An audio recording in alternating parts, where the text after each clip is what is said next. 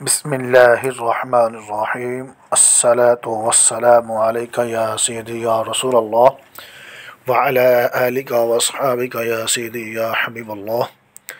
आज के दर्स में बयान होगा मुल्क शाम के हालात। नंबर 2 इमाम महदी का ज़हूर। नंबर 3 नबी करीम सल्लल्लाहु अलैहि वसल्लम की पेशन गोइयाँ। अल्लाह के रसूल सल्लल्लाहु अलैहि वसल्लम ने क़यामत के निशानात बतलाते हुए फरमाया कि ऊँटों और बकरियों के चरवाहे जो बरहाना बदन और नंगे पाँव होंगे वो एक दूसरे से मुकाबला करते हुए लंबी लंबी इमारतें बनवाएंगे और फ़ख्र करेंगे। रियाद शहर में इमारतों का ये मुकाबला आज अपने उरूज पर पहुँच चुका।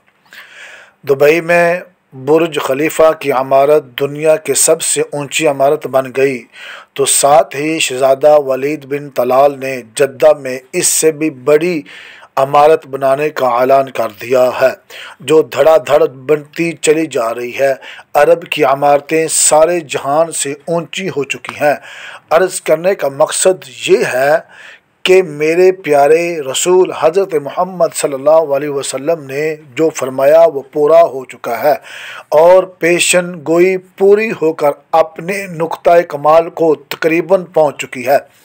अरब का सबसे ज़्यादा तेल ख़रीदारी करने वाले अमेरिका ने सदाम को ख़त्म करके तेल की दौलत से सराब मुल्क इराक़ के कुएं पर कब्ज़ा जमा लिया है और लाखों बैरल मुफ्त वसूल कर रहा है। तो फिर तेल की गिरती मांग ने तेल की कीमतों को निचली सतह पर पहुंचा दिया, जिससे अरब ममालिक का सुनहरा दौर ख़ात्मे के करीब है। सवाल पैदा होता है, इस ज़वाल के बाद क्या होगा?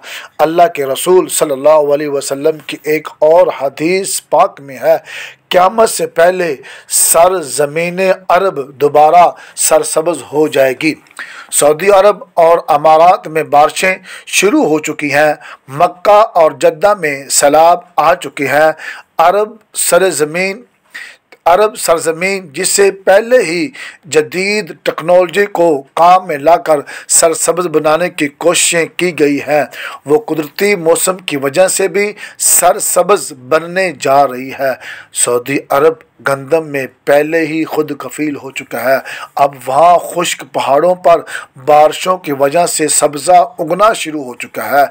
पहाड़ सरसब्ज़ होना शुरू हो गए हैं। बारिशों की वजह से आखिरकार हुकूमत को डैम बनाना होंगे, जिससे पानी की नहरें निकलेंगी, हरियाली होगी, सब्ज़ा मज़ीद होगा, फसलें लहलाएंगी। यूँ ये पेशन गोई भी अपने तकमीली मराहिल से गुजरने जा रही है और मेरे प्यारे हजूर सल्लल्लाहु अलैहि वसल्लम ने फरमाया उसे हम अपनी आंखों से देखते जा रहे हैं, यानी देखने जा रहे हैं। अगर हदीस पर गौर करें तो मशरिक़े वुस्ता के ज़वाल का आगाज़ मुल्क शाम से शुरू हुआ, लेकिन शायद अरब हुक्मरान या तो यहूद नसारा की चाल समझ न सके या बेरुखी इख्तियार की। लेकिन वजह जो भी हो या ना हो, सरकार आलम सल्लल्लाहु अलैहि वसल्लम की बताई हुई अलामात को तो ज़ाहिर होना ही था। हदीस के मुताबिक हदीस पाक में नबी करीम सल्लल्लाहु अलैहि वसल्लम ने इरशाद फरमाया, जब अहले शाम तबाही व बर्बादी का शिकार हो जाएं तो फिर तुम में कोई खैर बाकी ना रहेगी। हज़रात मोहतरम, याद रखें, हदीस मुबारक इसकी रूह से शामों और अहले शाम से उम्मत मुस्लिमा का मुस्तकबिल वाबस्ता है। अगर मुल्क शाम ऐसे ही बर्बाद होता रहा तो पूरी उम्मत मुस्लिमा की भी खैर नहीं। वैसे तो 90% मुल्क शाम बर्बाद हो चुका है। अब जबकि 5 साला खून रेजी में 8 लाख बेगुनाह बच्चे, बूढ़े, औरतें शहीद और लातदाद दूसरे ममालिक की सरहदों पर ज़िंदगी की भीख मांगते हुए शहीद हो रहे हैं और इतनी ही तादाद में ज़ख्मी या माजूर हो चुकी हैं। लिहाजा मुल्क शाम मुकम्मल तबाही के बाद अब नज़ा की हालत में है। इस हदीस के हिसाब से عرب ممالک کے سنہرے دور کے خاتمے کی اہم وجہ ملک شام کے موجودہ حالات ہیں۔ گویا نبی کریم صلی اللہ علیہ وسلم کی ایک اور پیشن گوئی کی علامت ظاہر ہو رہی ہے یا ہو چکی۔ یاد رکھیے کہ ملک شام کے متعلق اسرائیل، روس و امریکہ جو بھی جھوٹے بہانے بنائے، لیکن ان سب کا اصل ہدف جزیرۃ العرب ہے، کیونکہ کفار کا عقیدہ ہے کہ دجال مسیح ہے۔ اس وجہ سے یہ لوگ دجال کے انتظامات مکمل کر رہے ہیں، جس کے لیے عرب ممالک میں عدم استحکام پیدا کرنا ہے، کیونکہ ملک شام پر یہود و نصارہ قبضہ کرنا چاہتے ہیں، اور یہ ہو کر رہے گا۔ حضرت امام مہدی علیہ السلام کے ظہور سے قبل چنانچہ کتاب فتن میں ہے کہ آخری زمانہ میں جب مسلمانوں پر ہر طرف سے مغلوب ہو جائیں گے، مسلسل جنگی ہوں گی، شام میں بھی عیسائیوں کی حکومت قائم ہو جائے گی۔ علماء کرام سے سنا ہے کہ سعودیہ، مصر، ترکی بھی باقی نہ رہے گا، ہر جگہ کفار کے مظالم بڑھ جائیں گے، امت آپسی خانہ جنگی کا شکار رہے گی۔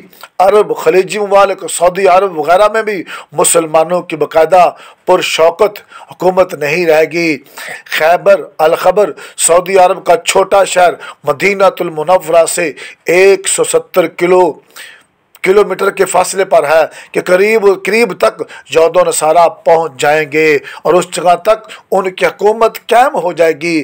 بچے کھچے مسلمان مدینہ المنورہ پہنچ جائیں گے۔ اس وقت حضرت امام مہدی علیہ السلام مدینہ منورہ میں ہوں گے۔ دوسری طرف دریائے تبرا میں بھی تیزی سے خشک ہو رہا ہے، جو کہ حضرت امام مہدی علیہ السلام کے ظہور سے قبل خشک ہو جائے گا۔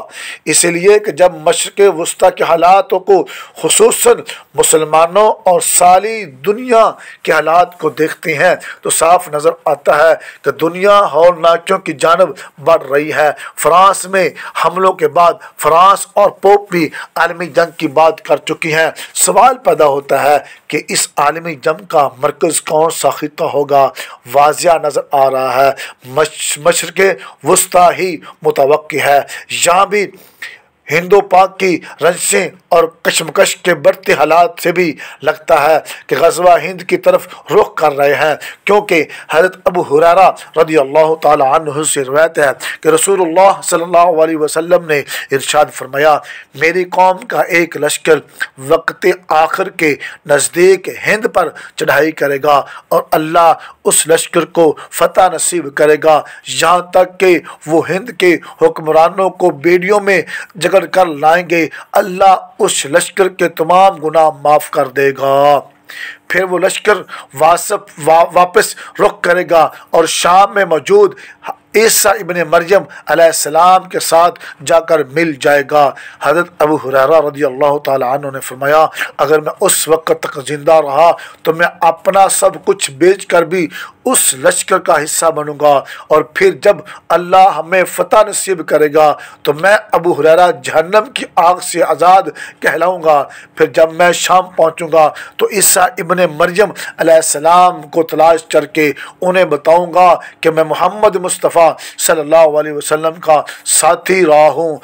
رسول پاک صلی اللہ علیہ وسلم نے یہ سن کر تبسم فرمایا اور کہا، بہت مشکل۔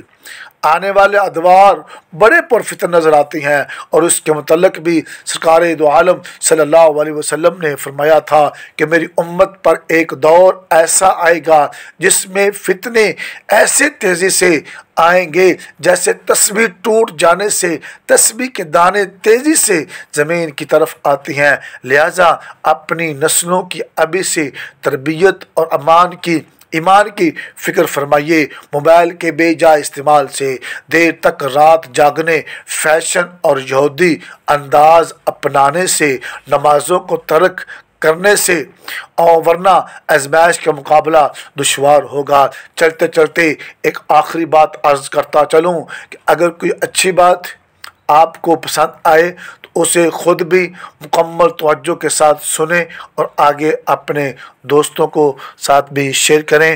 ہو سکتا ہے کہ آپ کی چھوٹی سی کاوش سے کسی کا بھلا ہو جائے، کسی کی رہنمائی ہو جائے۔ اللہ رب العالمین کی بارگاہ میں دعا ہے کہ ہمیں عمل کرنے کی توفیق عطا فرمائے۔ وما علینا الا البلاغ۔